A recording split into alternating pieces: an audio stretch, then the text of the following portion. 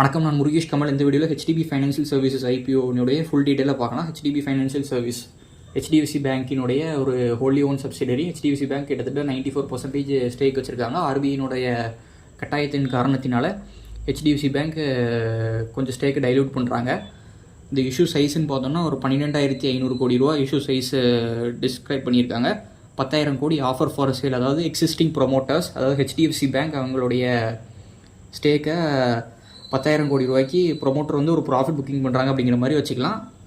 Balance உள்ள 2,500 கோடி வந்து கம்பெனியோடைய டயர் 1 கேபிட்டலை பேஸை இன்க்ரீஸ் பண்ணுறதுக்காண்டி ரைஸ் பண்ணுறாங்க. அதாவது ஃபர்தராக லோன் ப்ரொவைட் பண்ணுறதுக்கான லிக்விடிட்டி இன்க்ரீஸ் பண்ணுறதுக்குன்னு நம்ம எடுத்துக்கலாம். ஹெச்டிபி ஃபைனான்சியல் சர்வீசஸுங்கிறது நான் பேங்கிங் ஃபைனான்ஷியல் கேட்டகிரியில் 7th பொசிஷனில் பிளேஸ் ஆகிருக்கு. ஃபஸ்ட்டு பொசிஷன் பார்த்தோன்னா ஆப்வியஸாக பஜாஜ் ஃபைனான்ஸ் இருக்குது. ஹெச்டிபி ஃபைனான்சியல் சர்வீஸோடைய வேல்யூஷன் மெட்ரிக், என்பிஏ டீட்டெயில்ஸ், சில ரிஸ்க்ஸ் இருக்குது. அது மட்டும் இல்லாமல் என்பிஏல ஒரு போன வருஷத்துக்கு இந்த வருஷத்துக்கும் என்பிஏ இன்க்ரீஸ் ஆகிருக்கு. கிட்டத்தட்ட டபுள் டிஜிட்டில் இன்க்ரீஸ் ஆகிருக்கு. அது மட்டும் இல்லாமல் இம்பேர்மெண்ட்டுமே பார்த்தோம்னா ஒவ்வொரு வருஷமே ஒரு 1000 கோடி அப்படிங்கிற ரேஞ்சில் ரைட் ஆஃப் பண்ணிகிட்டு இருக்காங்க.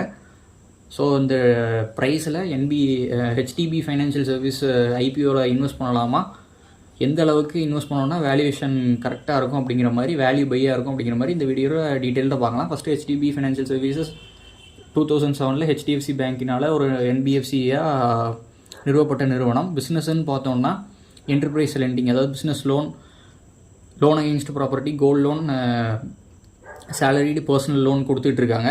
அசட் ஃபைனான்ஸ்னு பார்த்தோன்னா tractor, commercial vehicle, construction equipments கொடுத்துட்ருக்காங்க. கன்சியூமர் ஃபைனான்ஸ்னு பார்த்தோன்னா பர்சனல் லோன், ஆட்டோ லோன், 2-வீலர் லோன். ஸோ ஜென்ரலாக என்பிஎஃப்சிஸ் என்னென்ன லோன்ஸ் ப்ரொவைட் பண்ணுவாங்களோ அதே லோன்ஸ் தான் ஹெச்டிபி ஃபைனான்சியல் சர்வீஸஸும் ப்ரொவைட் பண்ணுறாங்க. இதில் அடிஷ்னலாக என்ன, இவங்களுக்கு ஒரு 7.46% revenue business process out sourcing வந்து ஹெச்டிஎஃப்சி பேங்க் பண்ணி கொடுத்துட்ருக்காங்க. அதாவது என்னதுன்னா சர்வீஸ், அதாவது லோனை வந்து கலெக்ட் பண்ணி கொடுக்குறது.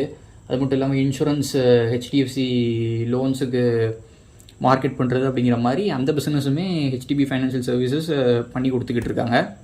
ஐபிஓ டீட்டெயில்னு பார்த்தோம்னா 25 ஜூன் 2025 புதன்கிழமை ஆரம்பித்து 27 ஜூன் 2025 வெள்ளிக்கிழமை முடியுது.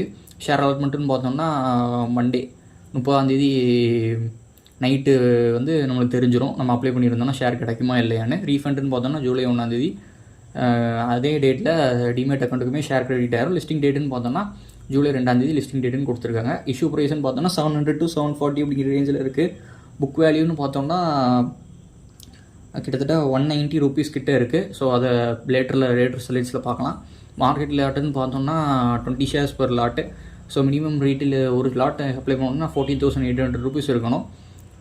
ரீட்டெயில் கோட்டான்னு பார்த்தோம்னா 35% கொடுத்துருக்காங்க. ஸோ அப்ளை பண்ணோம்னா அலாட்மெண்ட் சான்ஸ் வந்து ஓரளவுக்கு அதிகமாகவே இருக்கும். ஸோ முதலே பார்த்த மாதிரி ஆஃபர்ஸ் ஃபார் சேலுக்கு 10,000 கோடியும், ஃப்ரெஷ் இஷ்யூக்கு வந்து 2,500 கோடியும் புக் பில்டு ப்ராசஸாக வச்சுருக்காங்க. ஃபேஸ் வேல்யூன்னு பார்த்தோம்னா 10 ரூபா மதிப்புள்ள பங்கு. இப்போ ரிஸ்க் ஃபேக்டர்ஸ் பார்த்துடலாம். இந்த ரிஸ்க் ஃபேக்டர்ஸில் மேஜர் ரிஸ்க்ஸ் வந்து இந்த நான் வந்து ஆர்ஹெச்பியில் வந்து இருந்து எடுத்தது. ஸோ ஃபஸ்ட்டுன்னு பார்த்தோம்னா லோன் புக்கில் 27% அன்செக்யூர்ட் லோன், அதாவது லோன் வித்தவுட் மார்ட்டேஜ். அன்செக்யூர்ட் லோன்ஸ்னால் இப்போது மேஜராக இங்கே என்ன குறிக்கிறாங்கன்னா பர்சனல் லோன் வந்து 27% இவங்களுடைய டோட்டல் கிராஸ் லோன் புக்கில் இருக்குது. ஸோ இந்த 27% என்ன ரிஸ்க்குனா இதுக்கு எந்த கொலாட்ரலுமே இருக்காது. ஸோ ஹவுசிங் லோன் வாங்கினோன்னா அந்த லேண்டோட டாக்குமெண்ட்டை கொடுத்து நம்ம லோன் வாங்கியிருப்போம்.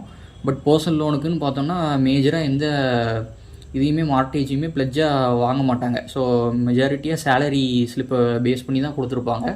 ஸோ இந்த 27%ங்கிறது இன் கேஸ் ஆஃப் எக்கனாமியில் ஒரு சின்ன சரிவு ஏற்பட்டால் பெரிய இம்பேக்ட் பண்ணுறதுக்கான ஒரு பெரிய வாய்ப்புகள் இருக்குது. இது ஒரு பெரிய டிஸ்அட்வான்டேஜ் ஹெச்டிபி ஃபைனான்சியல் சர்வீஸ்க்கு. நெக்ஸ்ட்டுன்னு பார்த்தோம்னா பாரோயிங் காஸ்ட்டுன்னு பார்த்தோம்னா 7.90% இருக்குது. இவங்க பாரோயிங் 2 சோர்ஸ் மூலிமா பண்ணுறாங்க. அதையுமே ஃபர்தர் ஸ்லைட்ஸில் பார்ப்போம். பட் கம்பேர் டு அதர்ஸ் வந்து இப்போ அதர் என்பிஎஃப்சிஸ்ன்னு பார்த்தோம்னா இவங்களுடைய பாரோயிங் காஸ்ட்டுமே 7.90% அப்படிங்கிறது ரொம்பவே அதிகம். புக் வேல்யூன்னு பார்த்தோம்னா 198 ரூபா 80 பைசா இருக்குது. புக்கு இப்போ உள்ள கரண்ட் லிஸ்டிங் ப்ரைஸ்ன்னு பார்த்தோம்னா 740 ரூபீஸ். ஸோ 200 ரூபீஸ்ன்னு வச்சாலுமே கிட்டத்தட்ட 4 times புக் வேல்யூ கொடுத்து நம்ம ஐபிஓவில் சப்ஸ்கிரைப் பண்ணுற மாதிரி இருக்குது. இது வந்து ஒரு பெரிய வேல்யூஷன் வந்து ரொம்ப அதிகமாக இருக்குது அப்படிங்கிற மாதிரி தான் நான் கருதுகிறேன். டிவிடெண்டுன்னு பார்த்தோன்னா 24க்கு 3 ருபீஸும் 24-25க்குமே 3 ருபீஸ் டிவிடெண்ட் கொடுத்துருக்காங்க. பிபிஇ ரேஷியோன்னு பார்த்தோன்னா 21.3. ஸோ என்பிஎஃப்சி கேட்டகிரியில் இந்த பிபிஇ ரேஷியோங்கிறது ஒரு ஆவரேஜாக தான் இருக்குது. பட் இருந்தாலுமே இந்த book value price to book வேல்யூன்னு பார்க்கையில வேல்யூஷன் அதிகமாக இருக்கிற மாதிரி தான் தெரியுது. கிரே மார்க்கெட் ப்ரீமியம்னு பார்த்தோம்னா இன்றைக்கி திங்கக்கிழமை 67 ரூபா 9% கிரே மார்க்கெட் ப்ரீமியம் காட்டுது. இந்த அன்லிஸ்டட் ஷேர்ஸ் வந்து கிட்டத்தட்ட 1040 ரூபா கிட்ட ஹெச்டிபி ஃபைனான்ஷியல் சர்வீஸு போன வாரம் ட்ரேட் ஆகிருக்கு அப்படிங்கிற மாதிரி மின்ட்டில் ஒரு ஆர்டிக்கல் கொடுத்துருக்காங்க. ஸோ அன்லிஸ்டட் ஷேர்ஸில் ட்ரேட் பண்ணுறது எவ்வளோ ரிஸ்க் அப்படிங்கிறத இதிலே தெரிஞ்சிருக்கும். கிட்டத்தட்ட 1000 ருபீஸ்லேருந்து இந்த இஷ்யூ ப்ரைஸ் வந்து 740 ருபீஸ்ன்னு டிஸ்கிரைப் பண்ணனால இப்போ கிரே மார்க்கெட்டில் நல்லாவே இந்த பங்கை வந்து கம்மியான விலைக்கு, அதாவது அதிக விலைக்கு வாங்கினவங்கலாம் நஷ்டத்தில் இல்லாமல் விற்கணும்னு சொல்லி கீழே கொண்டு வந்து கிட்டத்தட்ட இப்போ 807 ரூபா அப்படிங்கிற ரேஞ்சில் தான் கிரே மார்க்கெட் ப்ரீமியம் காட்டிகிட்டு இருக்குது. பிகாஸ் அன்லிஸ்டட் மார்க்கெட்டில் வந்து ப்ரைஸ் டிட்டர்மினேஷனுங்கிறது அந்த அளவுக்கு ஃபேராக இருக்காது, அதே மாதிரி டிரான்ஸ்பரண்ட்டாகவும் இருக்காது. அதுதான் ஒரு பெரிய காரணம். என்எஸ்சி ஷேருமே இதே மாதிரி தான் வேல்யூஷன் ரொம்ப அன்லிஸ்டட் மார்க்கெட்டில் கிட்டத்தட்ட டிமாண்ட் ரொம்ப அதிகமாக இருக்கிறதுனால ப்ரைஸ் ரொம்ப கூடிக்கிட்டு இருக்குது அப்படிங்கிற மாதிரி நியூஸஸ் வருது.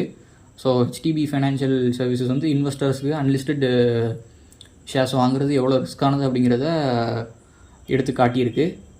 அண்டு ஜிஎம்பின்னு பார்த்தோன்னா 67.9% இருக்குது. ஸோ மேபி லிஸ்டிங் அப்போவுமே ஒரு 15 to 20% மேக்ஸிமம் கெயின் இருக்கிறதுக்கான வாய்ப்பு இருக்குது அப்படிங்கிற மாதிரி தான் நான் எக்ஸ்பெக்ட் பண்ணுறேன்.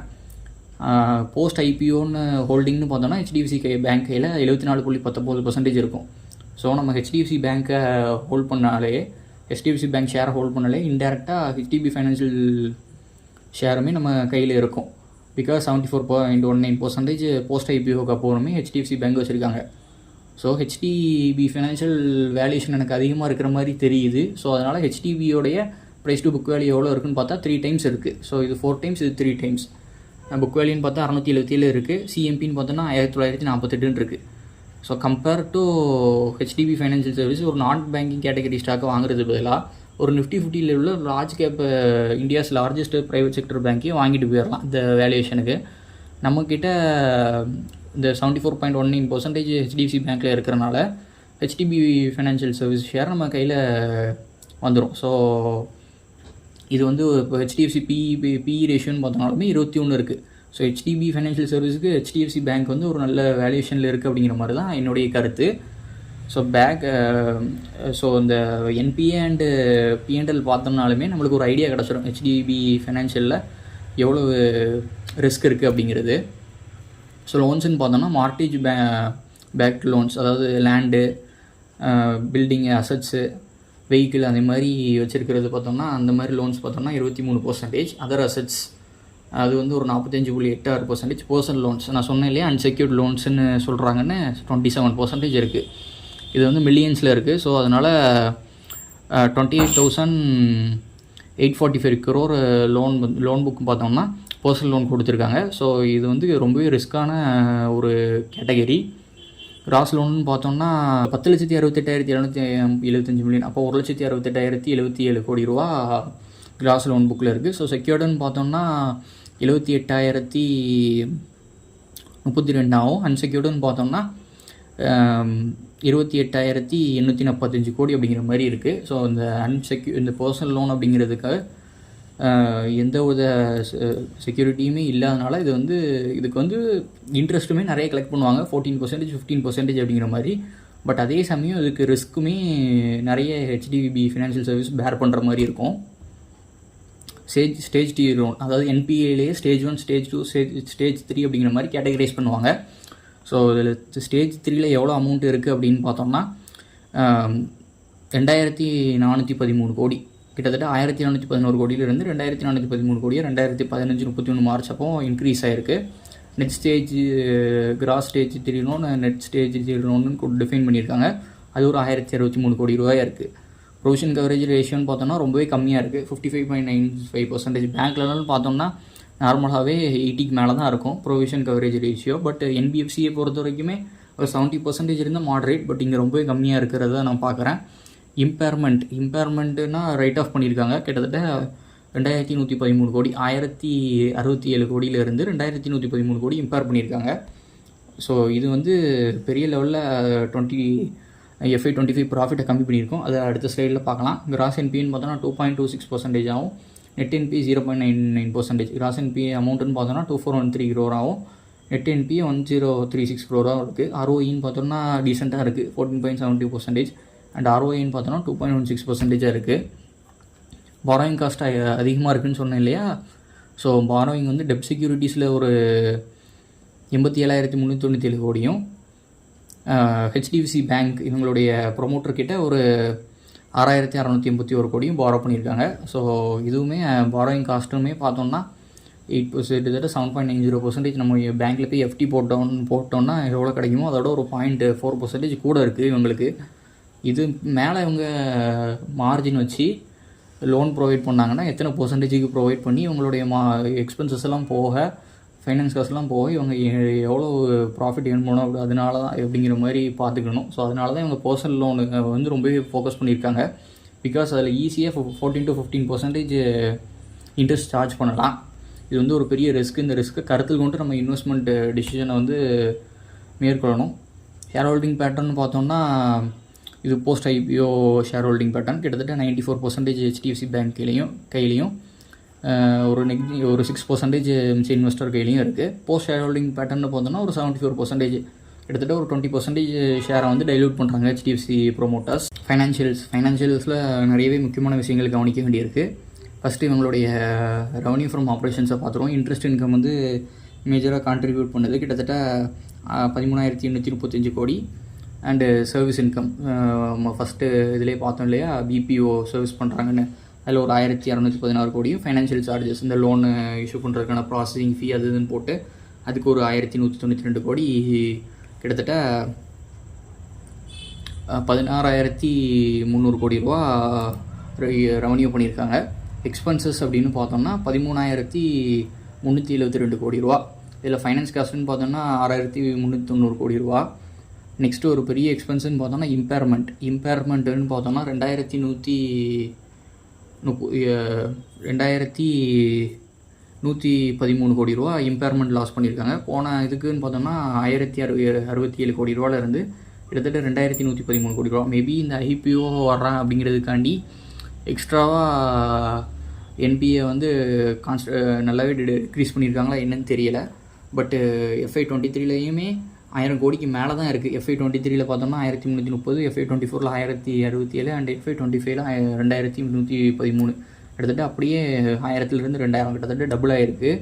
ஸோ இம்பேர்மெண்ட்டுங்கிறது இவங்களுடைய மேபி மேஜராக பர்சனல் லோன் செக்மெண்ட்டில் தான் இவங்களுக்கு இந்த இம்பேர்மெண்ட்டுங்கிறது NPAங்கிறது இன்க்ரீஸ் ஆகும் அப்படிங்கிற மாதிரி நினைக்கிறேன். ஸோ அந்த இம்பேர்மெண்ட்டுங்கிறது 2,113 கோடி ஆனனால இவங்களுடைய நெட் ப்ராஃபிட்னு பார்த்தோம்னா 2,460 கோடியிலேருந்து 2,179 கோடியாக FY24க்கும் 25க்கும் டிக்ரீஸ் ஆகிருக்கு. ஸோ இதை வந்து ஒரு மேஜர் ரிஸ்க் ஃபேக்டர். NBFCஸ்க்கே பர்சனல் லோனுங்கிறது ஒரு பெரிய தலைவலி.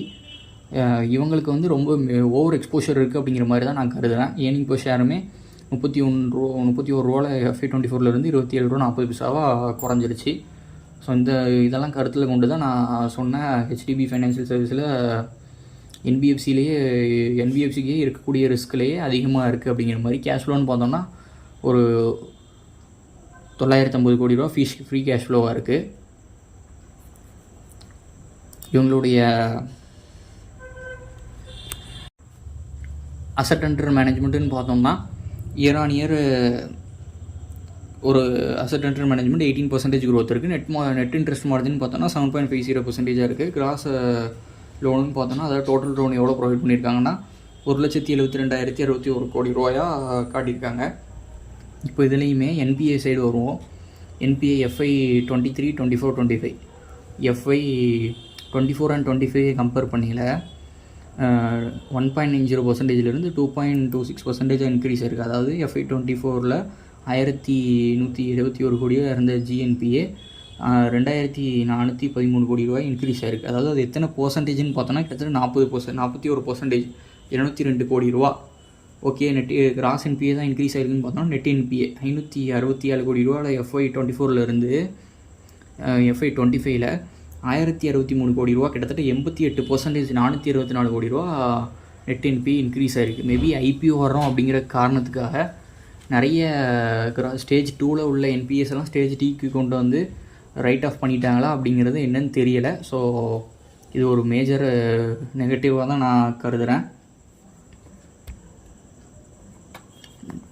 மேனேஜிங் டைரக்டர்னு பார்த்தோன்னா மிஸ்டர் ரமேஷ் கணேசன். ஸோ இவருடைய ஹிஸ்ட்ரி எடுத்து பார்த்தோன்னா கிட்டத்தட்ட 2007 ஹெச்டிபி ஃபைனான்ஷியல் சர்வீசஸ் ஆரம்பித்ததுலேருந்து இவர் ஹெச்டிபி கூட தான் இருக்கார். ஸோ கொஞ்சம் கொஞ்சமாக வளர்ந்து இப்போது சிஇஓ பொசிஷனுக்கு வந்துட்டார். அண்டு சிஎஃப்ஓன்னு பார்த்தோன்னா ஜெயக்குமார் பிரவீன் சந்திரா ஷா. ஸோ இவங்க தான் எம்டி அண்ட் சிஎஃப்ஓவாக இருக்காங்க.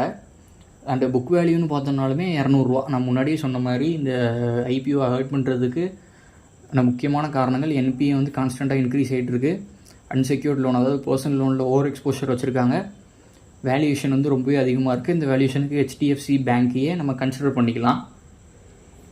அண்டு பொறுத்திருந்து பார்ப்போம். ஒரு 2 வருஷம், ஒரு 2 குவார்ட்டர் ரிசல்ட்டாவது வரட்டும். வந்ததுக்கப்புறம் இவங்களுடைய ஏர்னிங் கால்கள் கேட்டுட்டு எந்த மாதிரிலாம் டிசிஷன்ஸ் வந்து எடுக்க போகிறாங்க அப்படிங்கிறத பார்த்துட்டு இது பண்ணோன்னா கரெக்டாக இருக்கும் அப்படிங்கிற மாதிரி நான் நம்புகிறேன். ஸோ கிரே மார்க்கெட் ப்ரீமியமே சிங்கிள் டிஜிட்டில் தான் இருக்குது. ஸோ அட்லீஸ்ட் ஒரு 30% மேலேயாச்சும் இருந்தால் தான் நான் அட்வைஸ் பண்ணுவேன் ஐபிஓவில் இன்வெஸ்ட் பண்ணுறதுக்கு. பிகாஸ் இப்போ லாஸ்ட் டைமில் என்னென்னாலும் சேஞ்ச் ஆகலாம். கிட்டத்தட்ட 12%, 13% இருந்து கிரே மார்க்கெட் ப்ரீமியம்னா லிஸ்ட் ஆகலை. -2%, 3% லிஸ்டான ஷேர்ஸ் எல்லாம் நம்ம கடந்த 2 ஆண்டுகளில் நிறைய பார்த்துருக்கோம்.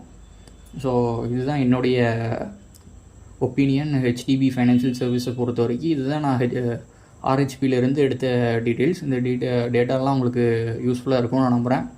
மேலும் இது போன்ற ஒரு நல்ல வீடியோவில் சந்திக்கிறேன். நன்றி, வணக்கம்.